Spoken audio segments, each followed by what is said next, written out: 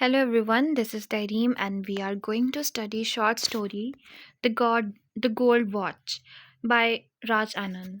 So इस lecture में हम इसका इंट्रोडक्शन, इसके characters, summary, title significance, themes और कंक्लूजन पढ़ेंगे. Let's begin our lecture with introduction. अगर हम इंट्रोडक्शन की बात करते हैं तो राज आनंद जो है उसको अपने एक एक एम्पैथी जो पोर्ट्रे करता है ना अपने कैरेक्टर्स के अंदर, वो अपने वर्क्स में वो एक बहुत सिग्निफिकेंट है, ठीक है, क्योंकि ये मार्जिनलाइज्ड कम्युनिटी के बारे में बात करता है. और अगर हम द गोल्ड वॉच की अगर हम बात करते हैं तो ये रिफ्लेक्ट करती है ये story the impact of colonialism and capitalism on the working class. कि क्या इफ़ेक्ट पड़ता है, क्या-क्या प्रॉब्लम्स, क्या-क्या इश्यूज़ होते हैं वर्किंग क्लास को कैपिटलिस्ट सोसाइटी और एक कॉलोनिस्ट सोसाइटी की वजह से, ठीक है? ये जो है ना, ये अगर हम इसके टाइम पीरियड की बात करें तो इसकी जो सेटिंग है ना, सेट इन इंडस्ट्रियल इंडिया. और ये स्टोरी एग्ज़ामिन करती है कि किस तरह लॉयल्टी और हार्ड वर्क ये दोनों एक्सप्लॉइट हो जाते हैं पावरफुल सिस्टम की वजह से, ठीक है? हम इसके कैरेक्टर्स की तरफ जाते हैं. ये कैरेक्टर्स जो है ना, जो मैंने मेंशन किए हुए हैं, ये मेन कैरेक्टर्स हैं. लाइक जो हमारी फुल स्टोरी जो है ना, ये इनके इनके अराउंड रिवॉल्व करती है. फर्स्ट हमारे पास दत्ता का कैरेक्टर आता है. ये एक प्रोटैगनिस्ट है हमारी स्टोरी का, और ये एक आप कह लो एजिड किस्म का वर्कर है, ठीक है. ये जो है ना, ये symbol of the exploited labourer. Yes, ये इसको एक्सप्लॉइट किया गया है, ठीक है.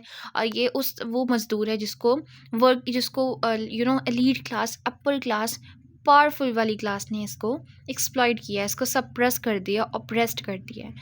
इसकी स्ट्रगल, इसका प्राइड और आहिस्ता आहिस्ता इसकी realisation that embody the hardships of countless workers. अगर हम फैक्ट्री मैनेजमेंट की बात करते हैं तो फैक्ट्री मैनेजमेंट क्या रिप्रेजेंट करती है? एक्सप्लॉयटेटिव कैपिटलिस्ट सिस्टम को. As you know what is capitalism. Capitalism is a concept given by Karl Marx. Capitalist एक ऐसी सोसाइटी है जिसमें एक अथॉरिटेरियन जो है ना, अथॉरिटेटिव जो लोग हैं वो क्या है, वो अमीर पे अमीर होते जा रहे हैं, ठीक है. और गरीब जो है वो गरीब से गरीब होता जा रहा है. लाइक इनमें इक्वालिटी नहीं है, ठीक है. इनमें एक अच्छा खासा गैप है, और वो गैप किस चीज़ का है? वो ज़्यादा गैप रिसोर्सेज की बिना पर है, ठीक है. वो वेल्थ की बिना पर है, जिसके ज़रिए से लोगों को करेक्टराइजेशन स्टार्ट होगी उनकी क्लास डिवीजन की, ठीक है ना. हम देखते हैं कि ये जो फैक्ट्री मैनेजमेंट है ना, इसमें हम फेसलेस फिगर्स नज़र आती हैं जो कि क्या करती हैं, प्रायोरिटाइज करती हैं प्रॉफिट को ओवर ह्यूमन वेलफेयर, ठीक है. और ये रिप्रेजेंट करते हैं कैपिटलिस्ट एक्सप्लॉयटेशन. नेक्स्ट वन हम देखते हैं तो हमारे पास है कोवर्कर्स. कोवर्कर्स जो है ना, ये एक साइलेंट बैकड्रॉप है, ठीक है, जो कि रिफ्लेक्ट कर रहे हैं सोसाइटल कॉम्प्लेक्सिटी को और हेल्पलेसनेस को.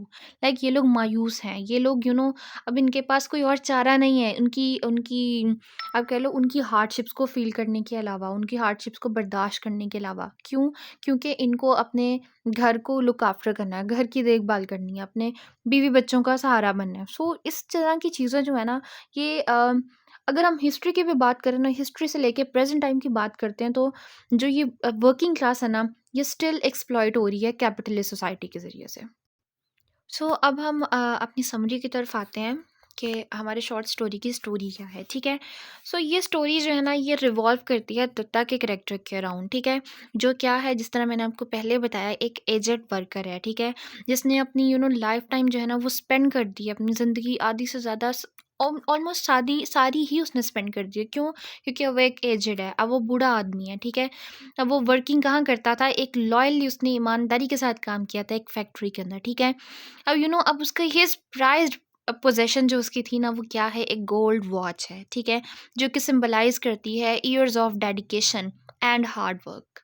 अब दत्ता जो है ना, वो ये यकीन रखता है कि ये जो वॉच जो है ना, ये एक शनाख्त है किस चीज़ की? उसकी आइडेंटिटी की और उसके स्टेटस की, ठीक है.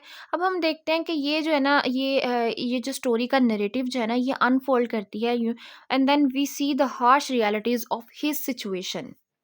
तो अब इस इसमें जो मेन चीज़ है ना, वो हम देखते हैं कि जो फैक्ट्रीज़ का जो जो मैनेजमेंट जो है ना, वो एक्सप्लॉइट करता है वर्कर्स को। जिस तरह दत्ता भी एक वर्कर था ना, उस तरह बाकी लोगों को भी क्या किया जाता है, एक्सप्लॉइट किया जाता है, ठीक है।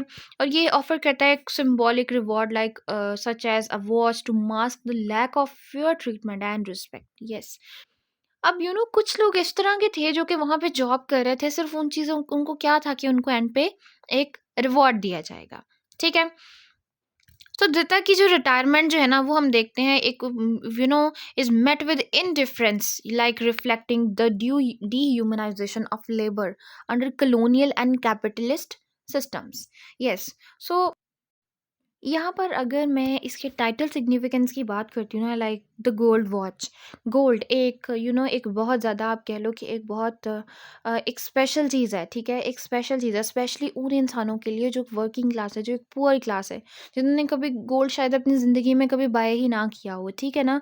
तो हम देखते हैं कि ये जो सिंबलिज्म है ना, ये गोल्ड वॉच जो है, ये रिप्रेजेंट करती है token of appreciation for Datta's life long service.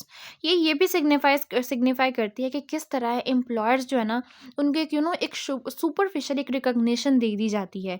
यहाँ तक कि उनको जो चीज़ मिलनी चाहिए उनको वो नहीं मिलती। उनको एक फेयर वेजेस नहीं मिलते, उनको सही सैलरी नहीं मिलती, ठीक है। उनको इज्जत नहीं दी जाती, उनको एक जेन्युइन केयर नहीं दी जाती, जो हर वर्कर्स का एक एक राइट है। सो हम देखते हैं कि अगर जब ये दत्ता को ये मिल जाती है ना, ये वॉच जब मिल जाती है, सो उसके अंदर उसको ना अपनी एक वर्थ और एक आइडेंटिटी नज़र आती है उसके ज़रिए से, ठीक है ना। सो उसको अब एक प्राइड है उसके अंदर, एक उसको फ़ख्र है कि वाओ, मैंने एक चीज़ मैंने अब रिवॉर्ड मुझे मिल गया है मेरी लाइफ टाइम वर्किंग सर्विस का। और वो अब बहुत ज़्यादा एक हाई स्टेटस अपना फ़ील कर रहा है कि हाँ, अब इसके ज़रिए से मेरी एक अच्छी रेपुटेशन बन जाएगी सोसाइटी के अंदर। हम यहाँ पे एक और चीज़ देखते हैं कि ये जो है ना, हम मतलब ये स्मॉल चीज़ थी, एक गोल्ड वॉच, ठीक है। तो हम देखते हैं कि वर्किंग क्लास जो है ना, ऑफन वो एक कनेक्ट हो जाती हैं small token to preserve their self respect in a system that devalues them. Yes, obviously है, सही है। वो इस तरह की चीज़ें अपने पास प्रिजर्व करने लग जाते हैं जो उनको उसी सोसाइटी के अंदर थोड़ी सी इज्जत प्रोवाइड करता है। कौन सी सोसाइटी? जिन्होंने इनको डी वैल्यूज किया होता है। सो नेक्स्ट हम इसके थीम्स की तरफ मूव ऑन करते हैं, the themes of this story. First आता है हमारे पास एक्सप्लॉयटेशन ऑफ लेबर, ठीक है। मजदूरों को क्या करना, एक्सप्लॉइट कर देना, ठीक है। अब आनंद जो है ना, वो इसमें क्रिटिसाइज करता है कि किस तरह वर्कर्स जो है ना, उनको डीवैल्यूड किया जाता है, ठीक है। उनकी इज्जत को तहस नहस कर दिया जाता है, क्यों? क्योंकि वो वहाँ पे काम कर रहे होते हैं और वो उन अथॉरिटेरियंस के अंडर होते हैं, ठीक है।